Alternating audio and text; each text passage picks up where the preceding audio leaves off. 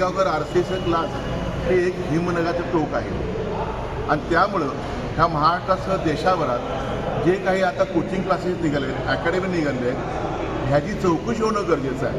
हे नेमकं काय शिकवतात, कोणाला शिकवतात, पेपर फुटीचं प्रकरण एकच नाही, असे अनेक ठिकाणी पेपर फोडायचं काम चालतं आणि मग होतकरू आणि हुशार विद्यार्थी त्यांच्यावर त्या पालकावर अन्याय होत चाललेला आहे. आणि माफिया राज एक महाराष्ट्रात आणि देशभरात चाललेला आहे, ती उघडून टाका आणि इथला चाललेला कारभार, शैक्षणिक कारभार जो घाणेरडा झालेला आहे, तो महाराष्ट्रात बदनाम झाला आहे, तो थांबवण्याचा प्रामाणिक प्रयत्न करा. तरच ह्या महाराष्ट्रातील देशाची विद्यार्थी आणि त्यांचे पालक भविष्यात तुम्हाला माफ करतील, आता माफ करणार नाहीत ही जी आम्हाला खात्री आहे. त्या विद्यार्थी हातबल झाले आहेत, पालक हातबल झाले आहेत. महाराष्ट्रात सगळीकडे त्यांची फी देण्याचं, परत फी देण्याचं काम ह्या शासनानं ताबडतोब करावं आणि भविष्यामध्ये त्यांना एक आधार देण्याचं काम, त्यांचं मनोबल वाढवण्याचं काम ह्या शासनाने करणं अत्यंत गरजेचं आहे. देशभरात झालेलं नाही तर कोल्हापूरचा शिवाई विद्यापीठमध्ये स्टेटचा पेपर फुटलेला आहे. ही माझी माहिती आम्हाला युवा सेनेची आमची पूर्वीच्याने आता शेअर मंजित माने आम्हाला दिलेली आहे.